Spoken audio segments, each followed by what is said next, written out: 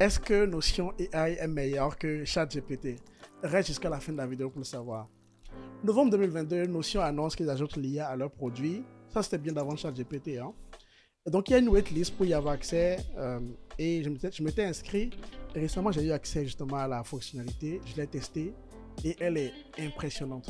Donc, on va en parler dans cette vidéo. Et à la fin, on va la comparer à ChatGPT et voir quelle est la meilleure des deux fonctionnalités ou des deux produits, on va dire. C'est parti. Alors, je sais que parmi vous, il y en a qui ne connaissent pas encore Notion et c'est pas grave, je vais vous le faire découvrir dans cette vidéo. Notion, c'est un outil de productivité que j'utilise depuis des années maintenant et il est super. Je fais pratiquement tout dans Notion, je planifie tout dans Notion et je vous montre rapidement ce qu'on peut faire avec Notion.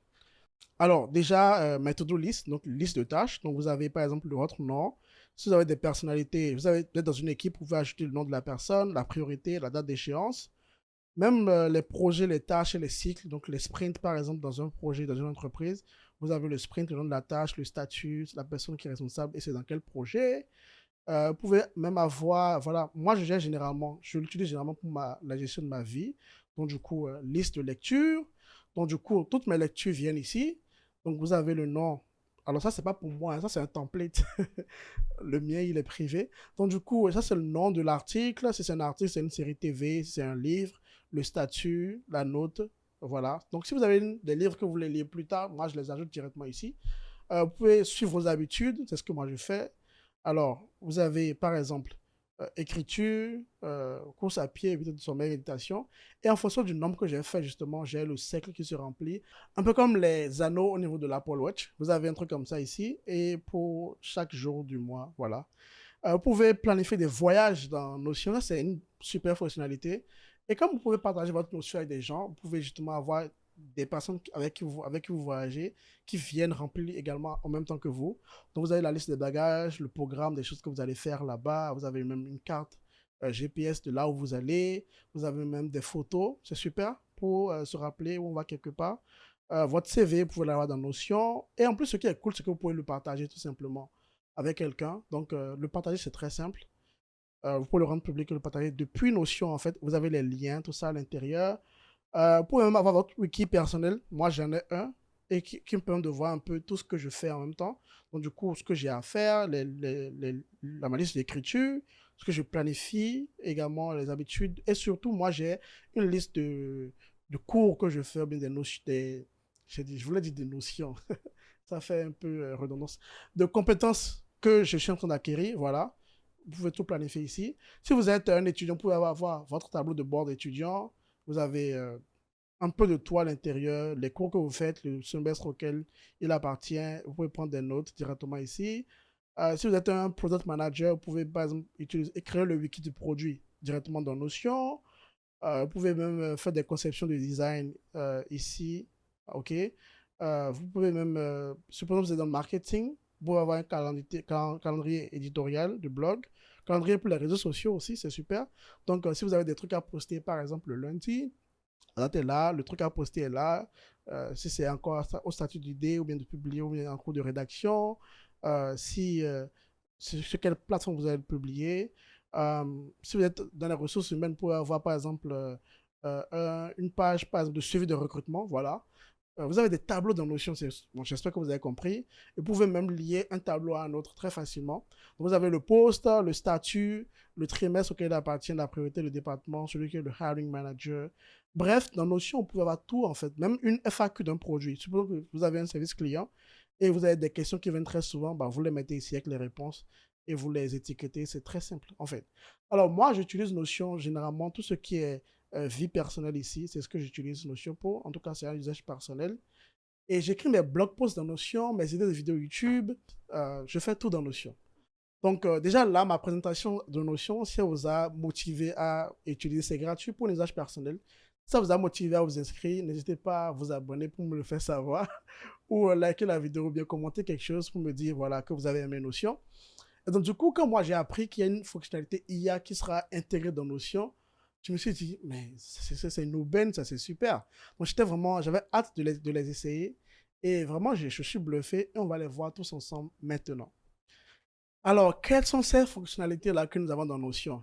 Regardez, on peut juste cliquer espace et on a accès à toutes les fonctionnalités.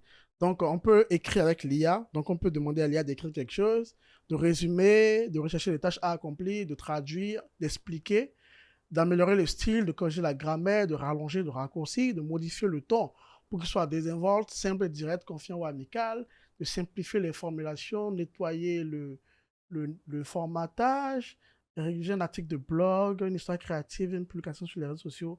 Bref, plein de trucs en fait, plein de trucs. Donc du coup, ce qu'on va faire ensemble, c'est qu'on va essayer quelques fonctionnalités pour que vous voyez un peu de quoi Notion AI est fait. Et donc du coup, première chose que je vais lui demander, c'est une liste de pour ou contre, liste d'avantages et d'inconvénients, voilà. Une liste de pour et de contre sur l'utilisation de ChatGPT. Voilà, essayons de voir ça. Donc là, il va nous... Ok, waouh, c'est rapide. Oh là là, c'est rapide ça. C'est rapide ça. Attends, je vais écrire la même chose sur ChatGPT pour voir si c'est aussi rapide que ça. Là, je vais faire entrer. On va voir si c'est il est aussi rapide. Ok, pas mal ChatGPT, mais Notion AI a déjà fini à ce moment-là, quoi. Là, ça écrit encore, mais ok, ça a pris du temps. Donc, Notion AI est beaucoup mieux. ChatGPT est un chatbot très performant, disponible 24 heures sur 24. Questionable, je ne pense pas pour tout le monde. Très facile à utiliser, répond rapidement aux questions. Ok, pas mal. L'inconvénient n'est pas toujours capable de comprendre les nuances, peut donner des réponses génériques, ne répond pas vraiment à la question posée, va remplacer une interaction humaine. Ok. ChatGPT dit quoi? Réponse rapide. Accessibilité aussi. Non, gars, c'est faux. Parfois, c'est pas accessible. Utilisation facile, polyvalence, bah, les mêmes choses. Limitation de l'IA, erreur de traitement, absence d'empathie, pertinence, perte d'interaction humaine, besoin de données. Ok. La réponse ici, elle est beaucoup plus intéressante quand même. Mais en bref, vous voyez, on peut avoir une liste de pour et de contre rapidement ici. Alors que moi, je l'ai dit, j'utilise beaucoup ça pour brainstormer, pour écrire mes idées de vidéos qui me viennent en tête. Et désormais, je peux juste utiliser Notion IA pour ça. Voilà. Remue-ménage pour trouver des idées sur des vidéos YouTube sur l'intelligence artificielle. Alors, tout simplement. Ok, une série de vidéos expliquant les bases de l'IA pour les débutants, des interviews avec des experts en IA pour discuter de l'avenir de cette technologie. Bon, déjà, on a déjà une interview avec Arnaud Gorton-Calipé. N'hésitez pas à regarder la vidéo. On a une vidéo par rapport à comment devenir data engineer. Des vidéos éducatives sur l'apprentissage automatique et les réseaux neuronaux. Ok, on en aura bientôt. Une série de vidéos sur l'impact de l'IA sur les différents secteurs. Pas mal. Des tutoriels sur TensorFlow ou PyTorch. Ok. Des vidéos sur les applications de l'IA dans les domaines tels que la reconnaissance de la parole. Ok. Des critiques de films ou de science-fiction sur l'IA. Des vidéos sur les projets d'IA open source sur les communautés de développeurs. Oui, ça, je devrais faire ça. Des vidéos sur l'histoire de l'IA et ses débuts et ses développements les plus récents. Hmm. Là, j'ai des idées intéressantes qui arrivent là. Hein. C'est super. C'est super. Donc voilà, si vous avez vous voulez, par exemple, voilà, quelque chose comme ça, vous pouvez le faire directement avec Notion IA, bien sûr avec ChatGPT aussi, mais bon, on verra à la fin, on va les comparer à la fin. Alors, dans le même style de vidéo YouTube, tout ça, je peux lui demander de me créer une liste, une to-do list, en gros. Donc, une liste, une to-do list, c'est où le to-do list? Liste de tâches, c'est ça, liste de tâches. Une liste de tâches sur des choses à faire sur la création d'une vidéo YouTube. Alors, je vais voir s'il est accurate parce que faire une vidéo YouTube, ça prend du temps et il y a plusieurs étapes.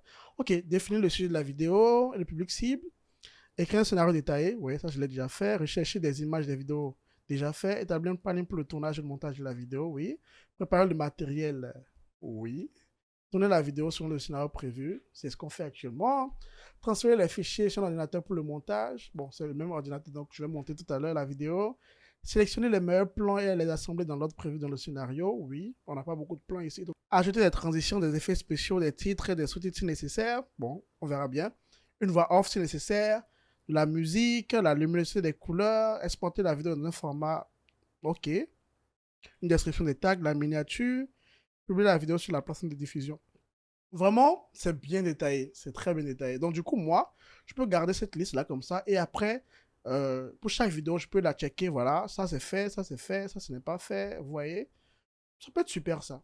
Alors, essayons une autre application. Essayons de voir, voilà, supposons qu'on est une personne qui travaille dans le HR, donc ressources humaines, et je vais écrire un email de recrutement, rédiger un courrier de recrutement sur un poste d'ingénieur machine learning, par exemple. OK?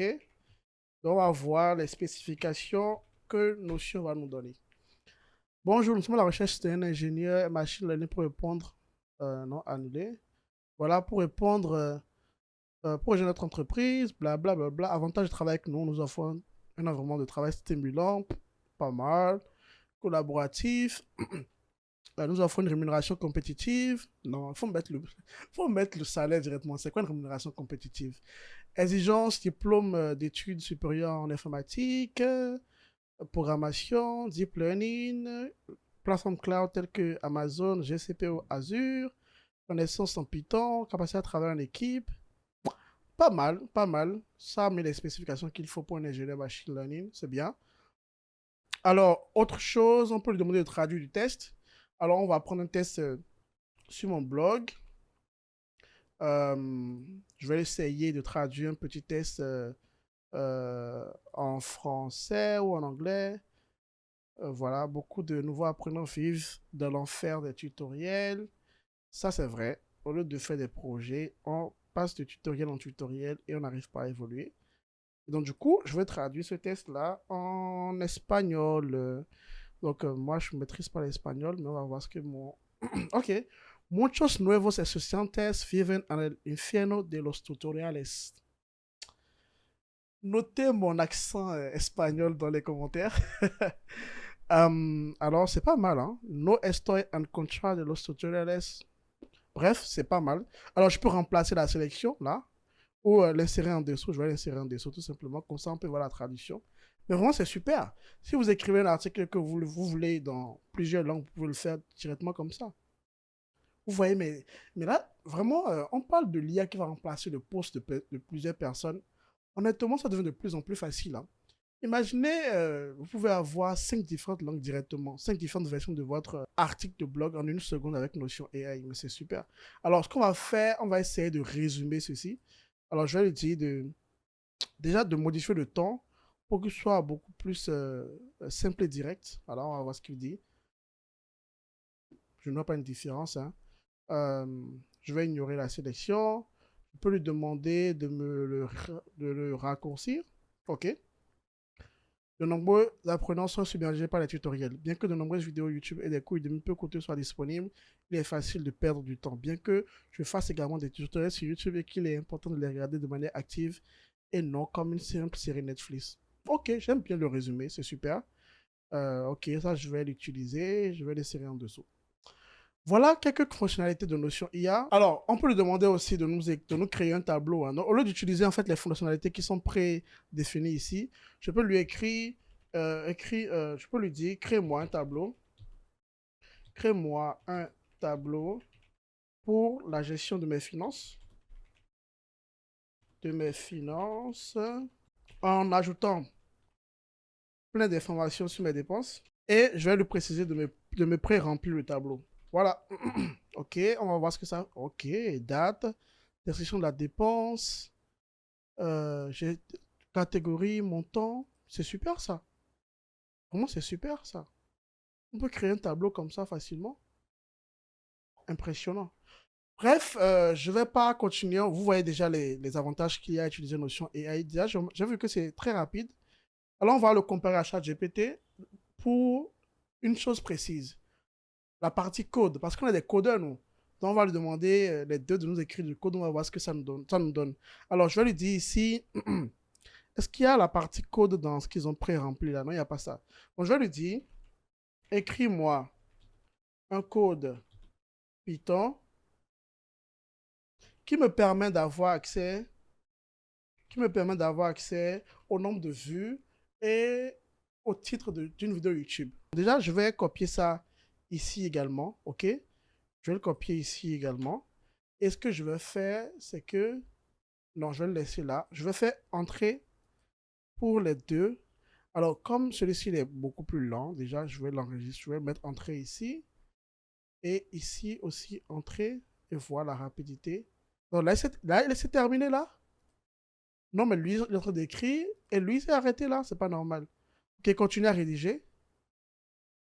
Ok. Ah, c'est maintenant, il le fait. ChatGPT a fini.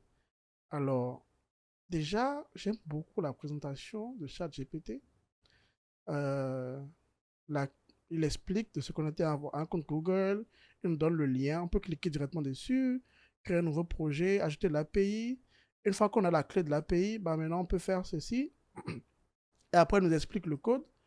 Mais Notion nous dit tout simplement d'installer ceci et ne nous dit pas, ne donne pas le lien. Ah si, c'est le lien ça? Ah si, il nous donne le lien. Il nous donne le lien. Voilà, il nous donne le lien aussi directement. Je pense que c'est le même lien que celui-ci. Hein. Dashboard, ok. Ouais, c'est le même lien. Ouais, c'est super ça. Puis après, il nous donne le code, mais il ne nous explique pas le code. Il met des commentaires. Donc, je dirais que Notion est mieux sur ce coup-là. Notion est mieux sur ce coup. Je dis non, pardon, ChatGPT est mieux sur ce coup. Alors, une dernière chose sur laquelle on va les comparer, c'est sur l'explication de concept.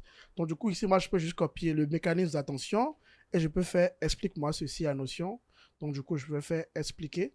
Voilà, il va commencer à l'expliquer. Ici, je vais dire à ChatGPT aussi, explique-moi le mécanisme d'attention. Et donc, du coup, je vais voir, continuer à rédiger. Ok, comme j'ai quitté, il a arrêté d'écrire. Ok, c'est rapide, il a terminé. Et lui, il est toujours en train d'écrire. Ok, bon, ceci est plus court, on va voir. Mécanisme d'attention. Euh, pourquoi c'est en anglais déjà? In French, please. Ah, voilà. Moi, je veux le truc en français. Alors déjà, il dit quoi? Le mécanisme d'attention est souvent utilisé dans le contexte de l'IA et de l'apprentissage machine. Il fait référence à un mécanisme qui permet un modèle d'apprentissage. En se concentrant sur les parties les plus pertinentes de l'entrée, le modèle peut améliorer sa précision et son efficacité. Mais ici, on a une réponse beaucoup plus... ouais, les étapes de base du mécanisme d'attention, c'est beaucoup plus détaillé ici. Je pense qu'en termes de qualité de réponse, je partirais pour ChatGPT. Mais Notion IA est utile parce que bah, du coup, ici, parfois, on n'a pas accès tout le temps. Moi qui ai accès depuis, j'ai toujours accès, j'ai jamais eu de problème. Et les réponses sont très rapides avec Notion AI. Donc, du coup, Notion AI peut être un début. Et surtout, si, moi je pense, hein, s'ils nous permettent de poser des questions à l'IA par rapport à un tableau, attends, on va voir si c'est possible. Donc, je vais voir si je peux d'abord sélectionner tout ce tableau-là et demander un truc à l'IA dessus. Demander à l'IA, ok, quelle est la somme des montants? Quelle est la somme des montants dépensés? Ok, on va voir. 1550 euros. Est-ce que c'est vrai ça? 80, 800. Alors, je ne vais pas calculer, mais je pense que c'est vrai. Je peux lui demander combien est-ce que j'ai dépensé en logement, par exemple. Et c'est 800 euros. Je vais voir. Combien dépensé en logement? 800 euros. Ok. Bah, c'est super.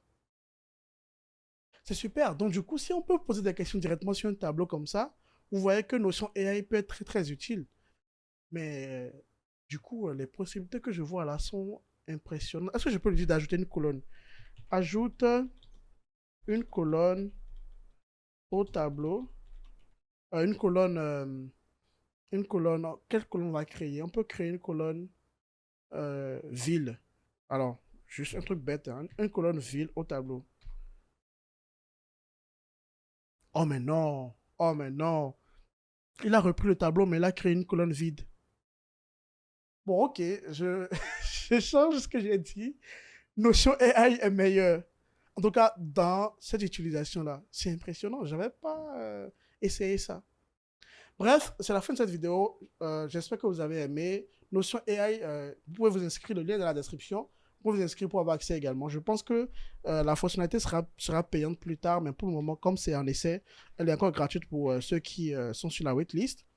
En résumé, Notion AI, il est très, très, très puissant, mais les réponses de ChatGPT pour certains types de questions euh, sont meilleures.